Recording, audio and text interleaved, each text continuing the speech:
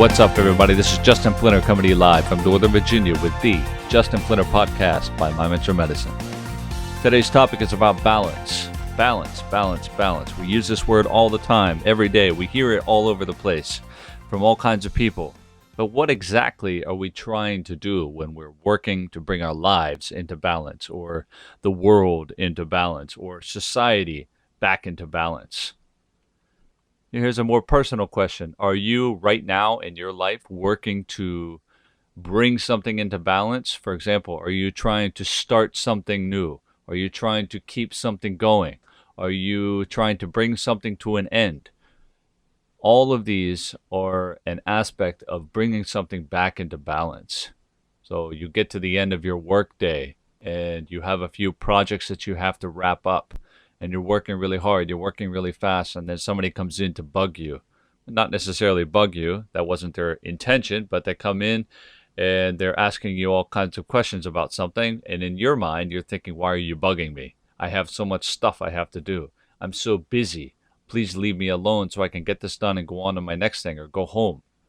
So, in essence, you're trying to bring things back into balance by working through one task after another task. And that little rock in your pond of trying to bring the water back into balance is just creating even more of a wave, more of a ripple on the surface of your level of balance. Balance is not a specific moment in time. It is something that is ongoing. It never stops. It is always moving.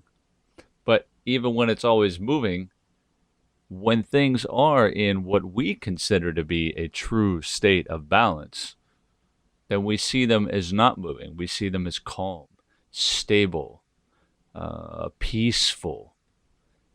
In our own bodies, we notice a sense of what we call balance when our heart rate is not raised, or our heart rate is not even lowered below what we consider to be a normal rate. Our blood pressure is calm at a normal or average pressure.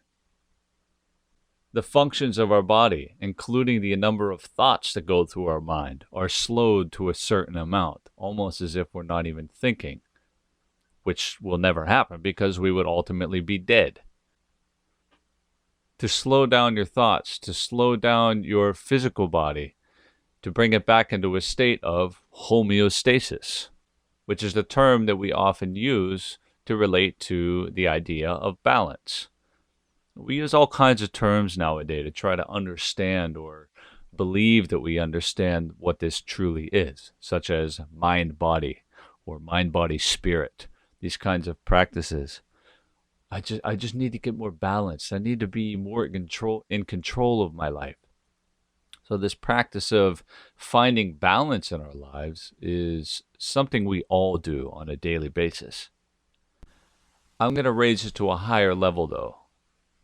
Everything, or perhaps I should ask, what if you approach life as if everything was already in balance and would never go out of balance? So what if you went through life day after day with the approach of everything is already in balance? Nothing is ever out of balance. Now, some might argue that that statement itself is actually out of balance, or some might actually say that, oh yes, that's quite in balance, or an imbalanced way of thinking. Forget about getting down to that deeper level. Let's just take away all of the extraneous parts that bring us to what we consider to be out of balance, because we live on a planet that is constantly trying to rebalance itself. Weather is the most obvious example. You go outdoors. Every day the weather's going to be a little bit different. The heat, the cold, the wind, the rain, the thunderstorms, the tornadoes, the hurricanes, the monsoons. We look at these states of weather as though they're in some ways problematic or dangerous or destructive. Sure, they are. We can't deny that fact. However, the process of going through these dangerous climates is the act of nature rebalancing itself. Rebalancing itself does not mean that we're always hoping for that sunny weather or that calm weather, because the phrase is the calm before the storm, right? So we know a storm is coming, but then you can sense that, okay, here's the calm, it's relaxing, it's comfortable, but something's going to come, something's on its way, something's going to change. So the fact that nature can rebalance itself on a regular basis, or in other words, bring it back to a state of homeostasis, natural homeostasis, shows that nature is always in balance. If it was unable to do so, then it would just wreak havoc across the earth at any random time. It would rain, and then all of a sudden, boom, you get a hurricane in the middle of nowhere, or you get a monsoon, or you get sunny days in Antarctica that are 150 degrees. If nature was unable to rebalance itself, then it would not be considered balanced. Our bodies do the same thing. If you were not able to sense pain in your body, then you would continue to inflict pain upon yourself unknowingly, or perhaps knowingly. So the fact that our body is able to tell us, hey, you touched something that was hot, you better move your hand away from it. Or, hey, your tummy is growling, you better fill it. It needs something right now. Or, your lips are dry, your mouth is dry, your eyes are dry. You should probably drink a little bit more water.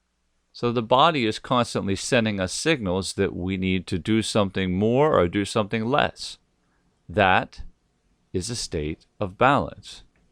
The fact that nature is changing all of the time to form particular climates in certain areas of the world is in itself true balance. So if our bodies are able to do this, then our minds should be able to do this as well, which means that we have complete control over how we live or don't live with the idea of life already being in balance. If we're constantly fighting, or if we think that we're constantly fighting to get to the end of the line so that we can be in a state of more balance, or if we can get to the end of our work week so we can head out to go to the beach and be there for a week so that we can rebalance ourselves or calm ourselves down or be more in a state of peace, then we don't truly understand what balance actually means. We don't truly understand how powerful we actually are. If you can live your life as though you understand that every moment of your day is already in balance, you will have very little, if at all any, suffering in your life. You will be able to feel, of course, the sensations of pain. You will, of course, be able to feel the waves of emotions that we all do. You will be able to challenge yourself physically as well as mentally. You will witness the changes in nature, but all of these changes, all of these processes, whether it's from you or whether it's in nature, is a demonstration of balance. It is not the road to a state of balance. It is the act of keeping itself, being nature, or you keeping yourself within certain parameters of a healthy way of living. Your lifestyle is bound by your belief or disbelief in the idea that life, your life, is already in balance. You have to do nothing more or nothing less than what you are doing now to ensure that it remains in a state of balance. It's not going to go anywhere else. The moment you take yourself to a higher level or a different level, say you want to go back to school, that is you ensuring that you stay in a state of balance that is relevant to where you are at that point in your life. You can always go backwards in life. You can always lose out on something, or maybe you end up spending all of your money and then you have to sell your house or move to a smaller place, or something detrimental in your life happens that forces you to do either of those things, that is also the act of being in balance. So your actions lead to more actions, which lead to more actions, which lead to change. All of that is change in your life. So this process of balancing and rebalancing in your life is relevant to where you are, the things that you do in your life, and the beliefs that you have of who you are, and also who you are meant to be. So I invite you, starting right now, to view your life as though it is already in balance. Nothing is wrong. Nothing is almost there or almost not there. Your life is right where it needs to be. It is already in a state of balance. Why? Because you would not have gotten to where you are at this point in your life. Does not matter how old you are.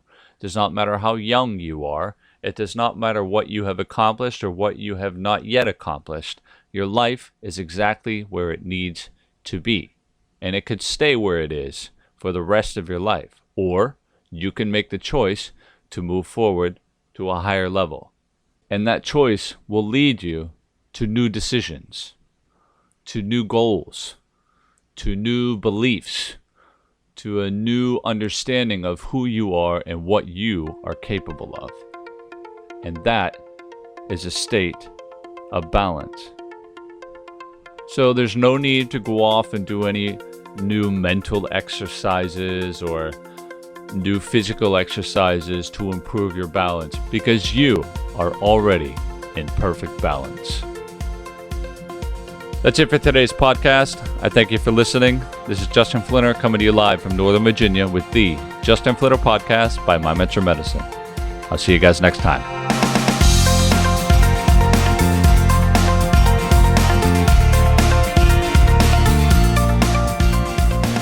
The Justin Flinner Podcast is brought to you by My Mentor Medicine, an organization dedicated to helping people improve their lives by learning to empower themselves and take control of their own life. Any form of reproduction or distribution of this podcast or the information contained in this podcast is strictly prohibited. Should you have any questions on how to use this podcast or the information contained within this podcast, please contact My Mentor Medicine at info@mymentormedicine.com.